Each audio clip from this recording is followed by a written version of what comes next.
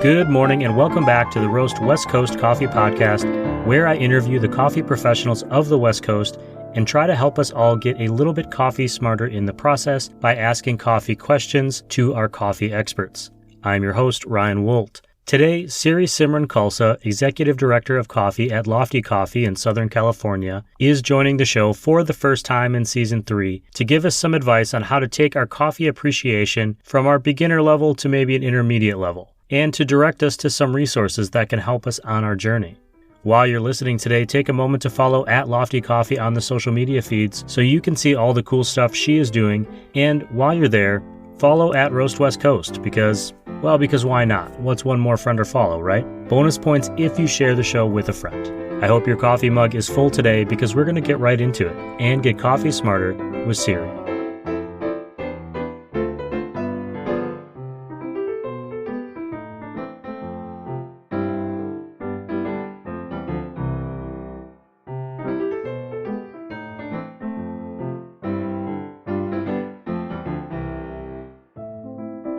Siri, welcome back to the Roast West Coast podcast. We are in Season 3, and before I do anything, I want to say welcome to pumpkin spice season.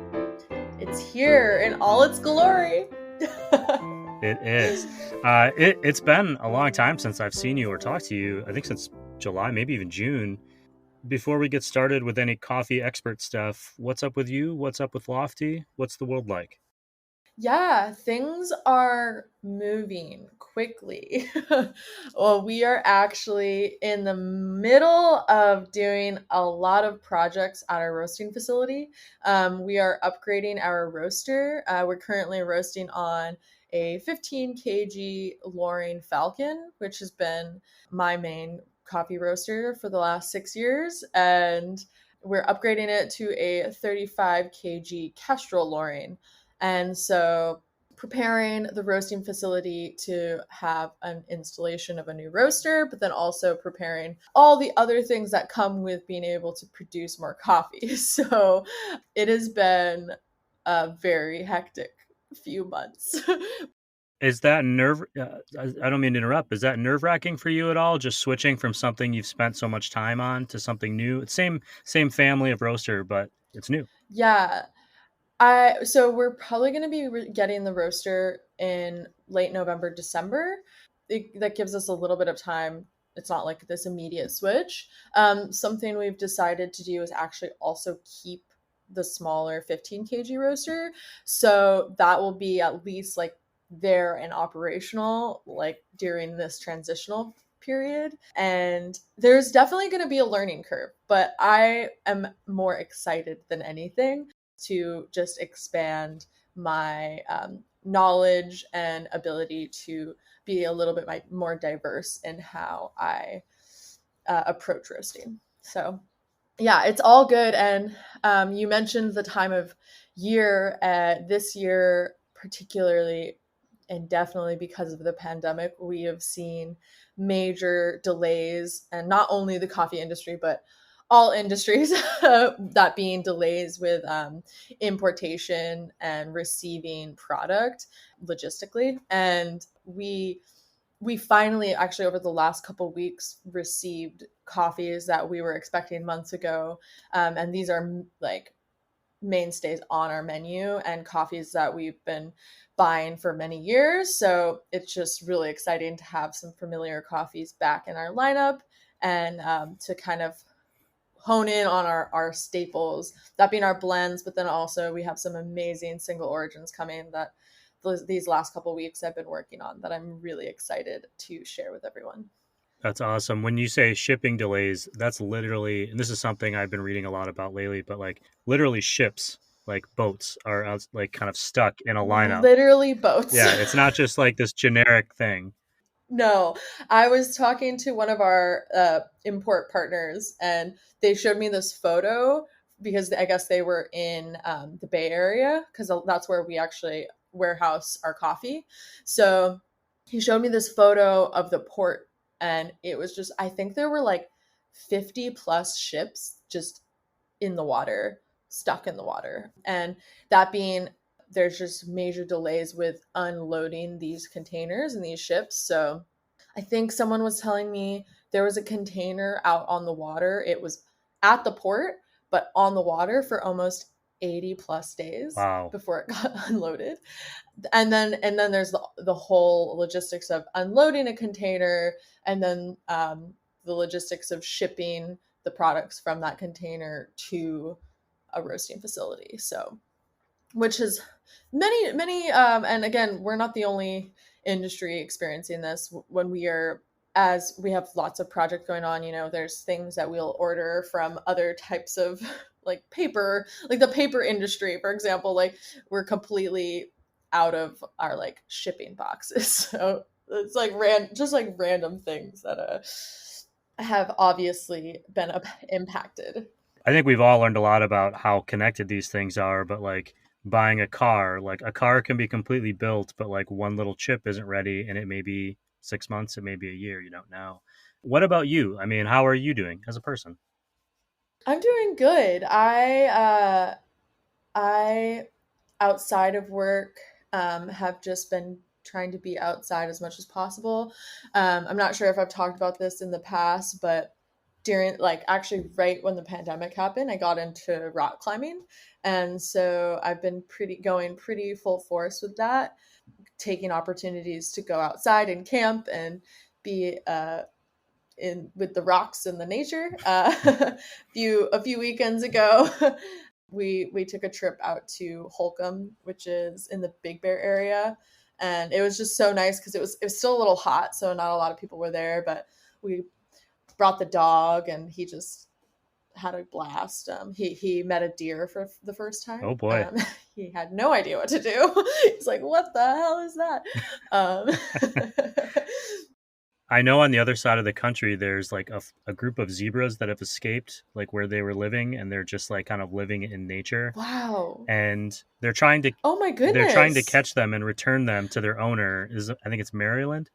And the conversation is Hmm. like, well, they seem to be doing fine out there. Like maybe we just leave them be. And like it's a lot more interesting to see a zebra than a deer on the side of the road as you're driving. Oh my goodness. That would be It would be wild. like, and if you didn't know that news story, to just come across the zebra, you'd have to just be like, what is in my coffee today? Like it is What? intense.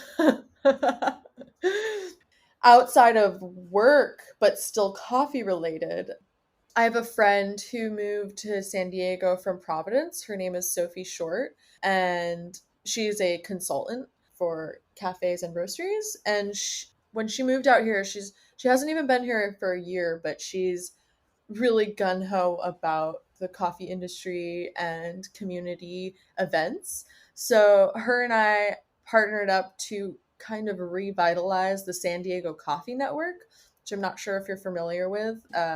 Pre-pandemic, it was a community-based organization that would put on like events for coffee professionals, and that being latte art throwdowns, town halls, just like social events. And just a couple weeks ago, we did our first, because we kind of are taking it over to just facilitate and help any community members who want to put on events. And we did our first event, and it was called "What's That Smell?" And it was a friendly competition.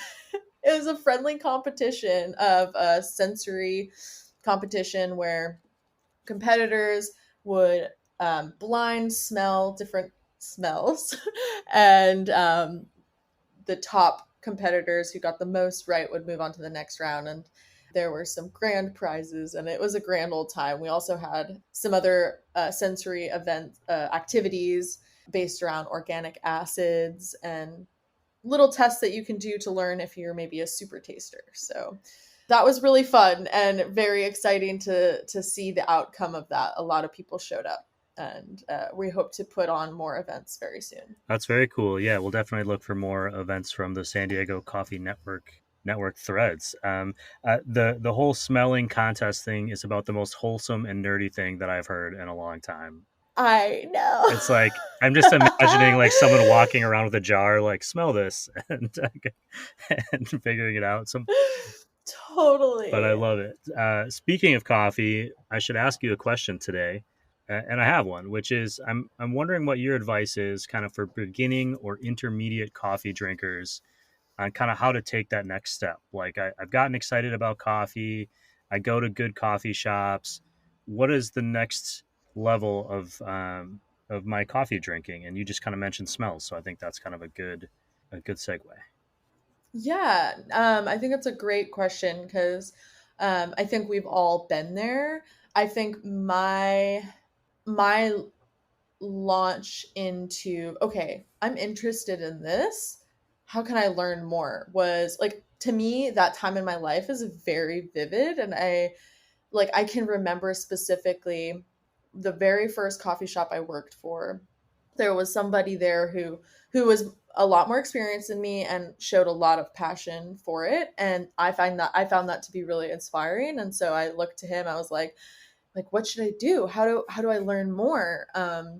And one of the first things that I did was he suggested, go to all sorts of different coffee shops and just taste their espresso. And at the time, I loved coffee, but I wouldn't say like espresso was my beverage of choice. And I actually, now that we're speaking about this, I wonder if, because now that's like my go-to favorite coffee drink. And I wonder if that's kind of influenced that, where anytime I was walking around and I saw a coffee shop that looked, either it had a cool, interesting looking espresso machine, or I liked the design of their cups, or something that like intrigued me. And at the time I lived in New York, so you are kind of walking around and there are tons of coffee shops and little shops everywhere. So it was kind of easy to just be like, huh, what's that? And then pop in and just tasting all sorts of different espresso. And you start to like identify things that you do and don't like about them. And for me at the time, it was not so much like, oh, I taste this dark chocolate, or it was more of like, I don't like this aftertaste, or there's some sweetness, or whoa, this is really bitter. And kind of from there, I being able to identify things that I did and didn't like, because at the end of the day, coffee is so much about preference. And from there, I really started to learn what it is that I did and didn't like. And furthermore, I think, as you said about the smells, is understanding, yeah, there's coffee can be of this full sensory experience. So if you really want to get into it, there are all sorts of resources out there in the sense of learning how to taste and smell. A few of those being the coffee flavor wheel. I think that's a super helpful thing, where it's like, okay, I enjoy coffee, but what is it that I enjoy about it? How can I further identify those things? And to me, while the coffee wheel is a little bit limiting because, it only has so many flavors, and I think you could get stuck in like, these are the only flavors that exist in coffee, where all of our experiences can influence the things that we taste and smell in coffee. So while it can be a little limiting, I think the color scheme, and again, it's a great way to just get into like, okay, these are flavors that I could identify with.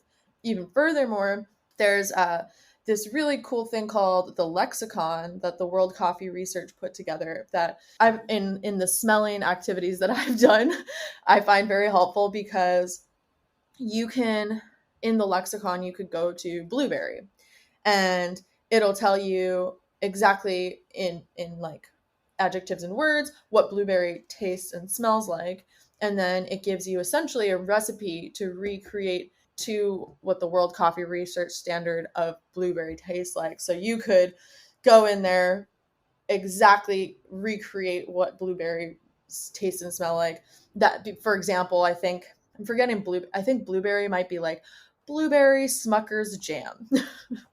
Where it's like you could go to the grocery stores and get like the exact brand of that blueberry jam, and then that's how you could identify what blueberry tastes and smell like. And I know right now in the day of COVID that this is not super accessible, but whether it be a local coffee shop or a local coffee importer or a community event, but reaching out and cupping, and seeing if there's these local businesses that do public cuppings because that's a great way to taste a lot of coffees all at once and then further be able to see, okay, there's this coffee, and this coffee, and now that I'm tasting them all side by side, I can see that there's these different nuances and flavors and aromas, and you can start to differentiate them. So yeah, I feel like I'm rambling. No. But That's one of the things that I love about our conversations is sometimes I'm like, oh, I think that I'm gonna ask another question here, and then you keep going, and I'm like, oh, I know, that's a whole nother topic I have to think about. So at Lofty, do you guys put tasting notes on your bags? And I have just yes or no, because I have a reason why I'm asking. yes. You do? Okay. So I have talked to some roasters who like to put tasting notes kind of for what you're talking about as people are learning. They can engage with that coffee and have things they're looking for. Mm-hmm. But on the other side of it, I also have talked to roasters who like don't want to do it because they want people to experience it without any preconceived notions of what they're tasting. And I think that's a really interesting dynamic. Yeah, I recently had this conversation with another local coffee roaster where yeah, I think I I totally understand the latter of not putting tasting notes and allowing people to experience the coffee for what it is. But I do find, and I speak to this from the experience of dealing with customers and essentially selling them coffee, is that if we're something we do at Lofty is we try to move away from the terms like light, medium, dark, just because they're a bit arbitrary. What might be a dark roast to you might be a medium roast to me. It's a broad. Those are broad terms that can just not really be as like, for example, the darkest roast at Lofty is nowhere close to a dark roast that you might get at the grocery store. So if I tell a customer this is our dark roast and they're expecting something else, then they're like, oh, this is not what I wanted. So moving towards more descriptive languages and adjectives and words that can help a customer understand what it is that they're getting, I find to be very helpful, especially for people who aren't, there's the reality that not everyone that comes to our coffee shop is super coffee nerd who really really cares a lot about certain aspects that we care about, and they just want a good cup of coffee. And being able to give them some ideas of what the coffee is going to taste like, I think has always helped me, first of all, sell that coffee to my customer, but then also that they come back and they're like, you know what, I did have this coffee and it did taste like this and I really liked it, so I'm going to get it again. Or I really liked it, but I actually want to try something that's maybe a little bit more full bodied or has more like traditional chocolatey flavors. So to go off what you're saying though, and I talk about this on the cupping table with the junior roasters and the other people that I cup with, is sometimes when we're cupping, we'll have a very specific flavor that sticks out to us. But then we'll be like, okay, is the general public gonna be able to identify with this flavor? Do people know what clove tastes like? Have people tried black currant?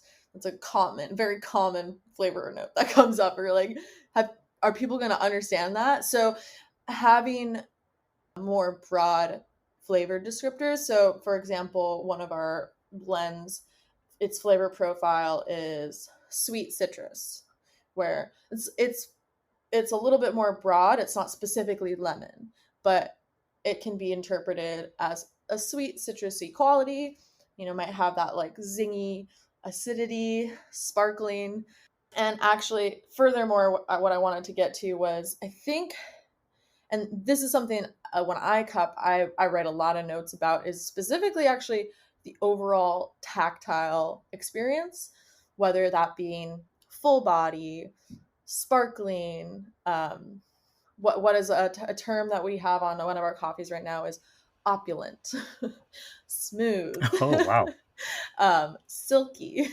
So using other words other than specific flavors, I think, is good too, because then it talks to the overall coffee experience, not just the flavors you're going to get. Because maybe you're like, yeah, it has subtle flavors of cacao, but it's really balanced and smooth, and I like the aftertaste. I think those are giving coffee drinkers more than just flavor. I think gives them a path to enjoy maybe more than just what the coffee tastes like, but the overall experience.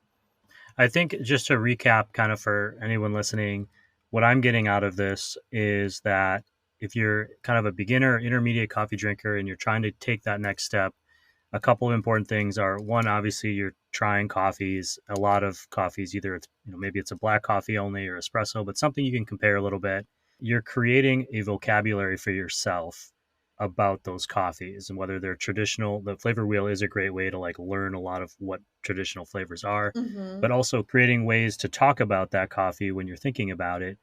And then taking that step beyond, yes, I like it, no, I don't, and going, okay, well, what is it that I do like about it, and what is it that I don't? And I think what I find for myself is sometimes I might take a sip of coffee and maybe wrinkle my nose a little bit and be like, I don't know. But the more I start thinking about it, then I'm like, okay, why don't I like it? What is it? What was the thing that went into it? Maybe it wasn't the coffee. Maybe it was how it was brewed. There's all these little things. And I think if you're trying to take that next step, it involves asking yourself those questions. You're going past that first level of like, don't like. You're going, okay, why? Why am I doing this? You've created a vocabulary. And you mentioned something really important, I think, which is it is harder, whatever your comfort level is with the pandemic, but it is harder to just pop into a shop and hang out. But asking questions, if you go somewhere and you like their coffee or you don't like their coffee, ask them why they think it's a good coffee, or ask them what they get out of it. And there's always going to be, don't ask it if there's 200 people waiting in line and they're trying to do their job. But if there's time, certainly ask, and you might learn something about that coffee that makes you think about it in a different way. Yeah, totally. I think we just solved that. We nailed that question. We did. Cool. I do think, and this goes for anyone who's buying coffee bags out there. I think also to just the last part of like, maybe do we not have tasting notes on the bag? It's just knowing that the tasting notes are not the end all be all. And like, you might detect things that are not on the are not specifically on the bag. And that's awesome. And like, those are further conversational starters. If you go back into that cafe and you're like, I got this bag and I totally got that blueberry, but I also got this and that. And then maybe that's your window to creating a stronger relationship with your barista or furthering your palate development. I'm looking at a bag of coffee on my desk right here, and one of the tasting notes on it is buttery. And as we were talking, I'm thinking, how many different ways could I imagine buttery? And until I drink this coffee while thinking about it, I won't really know what they mean. Yeah. Yeah. I think let's call it a day on this very first episode that we've done together for season 3. I have like 400 more questions to ask you this season, all of them stemming from this conversation we just had. And so I want to spread it out and give people something to look forward to for next week. Amazing. Thank you so much. I look forward to the next question. I'm glad to have you back.